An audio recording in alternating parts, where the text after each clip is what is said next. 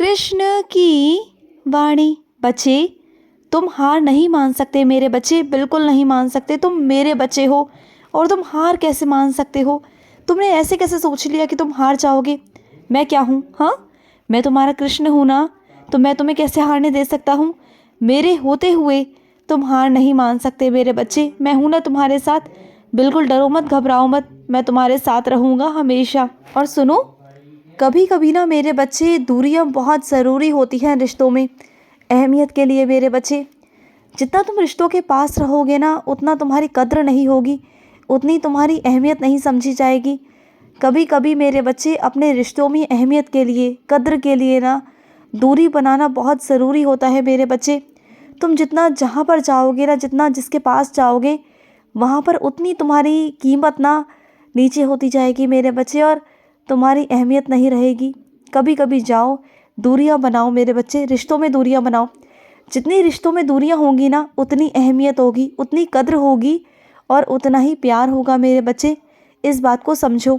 तुम जिस विद्या को अपनाना चाहते हो ना मेरे बच्चे, जो तुम पढ़ाई कर रहे हो, तो उस विद्या की माता को, उनकी देवी को तुम नमस्कार तो किया करो। सरस्वती माँ के चरण छुआ करो। जिस कलम से तुम लिखते हो उसकी कद्र तो किया करो। जब कभी मेरे बच्चे तुम्हारे हाथों से वो गिर जाता है ना, तो तुम उठाते तक नहीं हो। वो पैरों में गिर जाता है मेरे बच्चे, तो लोगों के पैरों में भी आता है। तो जिस पढ़ाई को तुम कर रहे हो ना, उसकी अहमियत को समझो।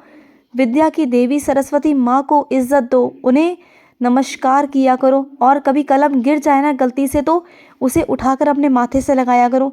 चाहे वो कलम हो, चाहे वो पुस्तक हो मेरे बच्चे, कुछ भी हो। जो चीज़ तुम्हें विद्या देती है ना मेरे बच्चे, उनको प्रणाम किया करो, उनकी कद्र किया करो। इस बात को समझो। जब तुम उनकी इज्जत करोगे ना, तो विद्या माता भी तुम्हें आशीर्वाद देगी मेरे बच्चे, और तुम बहुत आगे जाओगे, तरक्की करोगे मेरे बच्चे, और बहुत बहुत आगे जाओगे, बहुत आगे।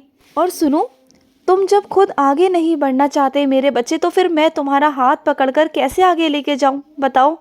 तुम्हें खुद से मेरे बच्चे आगे बढ़ना होगा, तुम्हें खुद से आगे कदम बढ़ाने होंगे, तभी तो मैं तुम्हारे साथ चल पाऊंगा ना, तभी मैं तुम्हारा हाथ थाम पाऊंगा, तुम्हें थाम पाऊंगा। तुम्हें आगे बढ़ना होगा मेरे बच्चे। तुम्हें ना मेरे बच्चे अपनी पुरानी चीज़ें, पुराना अतीत, पुराने लोग तुम्हें छोड़ने होंगे और तुम्हें आगे बढ़ना होगा। क्योंकि ये ज़िंदगी मेरे बच्चे ऐसे ही चलेगी। इस ज़िंदगी में लोग आएंगे, जुड़ेंगे, चले जाएंगे। उनको लेकर बैठकर रोकर कोई फ़ायदा नहीं मेरे बच्चे। ये ज़िंदगी ऐसी ही है। इस ज़िंदगी में छोड़ते हुए चलो और आने वाली चीज़ों का स्वागत करते हुए चलो, तभी तुम ज़िंदगी को जी पाओगे मेरे बच्चे। अगर एक इंसान को पकड़ कर बैठ जाओगे ना, तो कभी ज़िंदगी में खुश नहीं रह पाओगे। ज़िंदगी को छोड़ना शुरू करो और नई चीज़ों को पकड़ना शुरू करो मेरे बच्चे। पुराने लोग जाएंगे, नए लोग आएंगे, शामिल होंगे तुम्हारी ज़िंदगी में, और बहुत सारे अनुभव तुम्हें मिलेंगे, बहुत सारे, कुछ गए हुए लोगों से और कुछ आने वाले लोगों से। तुम्हें हर तरह का अनुभव तुम्हारी ज़िंदगी में आएगा मेरे बच्चे, हर तरह का। और हर तरह के अनुभव से तुम सीखोगे, चाहे वो धोखे का अनुभव हो, या प्यार का अनुभव हो, या किसी रिश्तों का अनुभव हो मेरे बच्चे। तुम्हें हर एक चीज़ मिलेगी। और सुनो, अगर कोई तुम्हें मानसिक तनाव दे रहा है ना मेरे बच्चे, अगर कोई तुम्हारे साथ हाथ तपाई करता है, सख्ती बरतने की कोशिश करता है ना, तुम्हें नुकसान पहुंचाना चाहता है ना, तो उस इंसान से ना दूरी बनाए रखो। और अगर दूरी नहीं बना पा रहे हो, तो कुछ ऐसा रास्ता अपना लो जिससे तुम वहाँ से हट सको मेरे बच्चे। नहीं तो ऐसे मेरे बच्चे तुम पागल हो जाओगे, तुम्हें मानसिक तनाव हो जाएगा। और कब तक मेरे बच्चे इस तरीके से अपनी ज़िंदगी को बिताओगे तुम? किस तरीके से मेरे बच्चे? क्या तुम्हारा हक नहीं जीने का? क्या तुम्हारा हक नहीं खुश होने का मेरे बच्चे? किसने कह दिया तुमसे कि तुम्हें सहन करना है मेरे बच्चे? नहीं, तुम्हें सहन नहीं करना मेरे बच्चे। मैंने तुम्हें इस दुनिया में खुश होने के लिए भेजा है। मैं चाहता हूँ कि तुम अपनी ज़िंदगी में आगे बढ़ो, खुश रहो, अपने लिए ज़िंदगी जियो। तुम जिस तरीके से ज़िंदगी जीते हो ना मेरे बच्चे, दूसरों के हिसाब से, दूसरों के कहने पर, दूसरों की बंदिशों में आकर, वो ज़िंदगी मैंने तुम्हें नहीं दी है और ना तुम्हें जीनी है। तुम जानते हो तुम्हारी सबसे बड़ी गलती क्या है? क्योंकि तुमने शुरुआत से ही आवाज़ नहीं उठाई, शुरुआत से ही अपने लिए कुछ नहीं बोले, अत्याचार को सहन करते गए, और यही सामने वाले ने तुम्हारा फ़ायदा उठाया। पता है, सामने वाला बहुत कमज़ोर है, बहुत कमज़ोर, क्योंकि उसने ये जता दिया वो तुम पर हावी इसलिए होता है क्योंकि तुम उसकी बातों को सहन करते हो। जिस दिन से तुमने उनकी बातों को, चीज़ों को, अत्याचारों को सहन करना बंद कर दिया ना मेरे बच्चे, तो देखना वही लोग तुमसे डरने लग जाएंगे।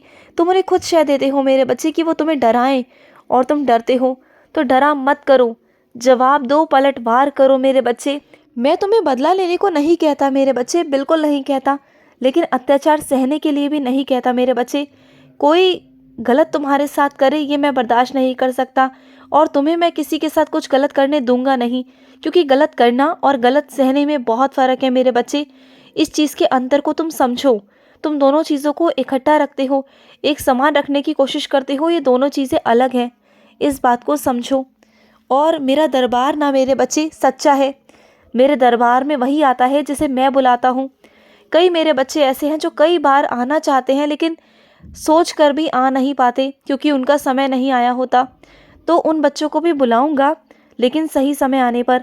लेकिन तुम्हें बुलाया है मेरे बच्चे, तुम आओगे और तुम मेरे दरबार से अपनी झोली भरवा कर भी जाओगे। तुम्हें वो सब मिलेगा जो तुम चाहते हो मेरे बच्चे। जो तुम्हारी इच्छा है ना, वो मैं सब पूरी करूँगा। मेरे दरबार से तुम्हें सब मिलेगा। और ये क्या सोचते हो मेरे बच्चे कि तुम मांगलिक हो? किसी ज्योतिष विद्या में मत आया करो कि तुम मांगलिक हो मेरे बच्चे।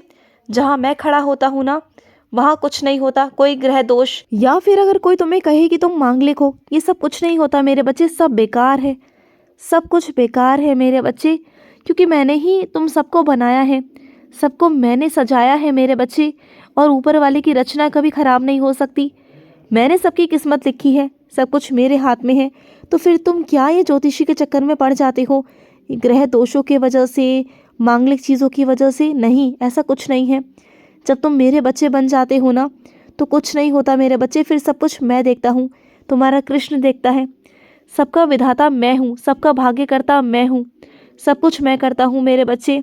और एक बात कहूँ तुमसे, कभी कभी गुस्से में आकर ना तुम वो चीज़ें कर जाते हो जो तुम्हें नहीं करनी मेरे बच्चे। कभी कभी अपनों को या फिर खुद को तुम नुकसान पहुंचा जाते हो जो तुम्हें नहीं करना चाहिए मेरे बच्चे।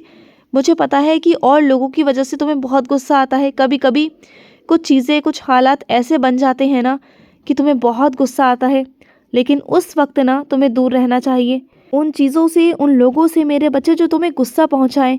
या अगर तुम्हें गुस्सा आता है ना, तो उस वक्त बस मेरा नाम जाप करना शुरू कर दिया करो।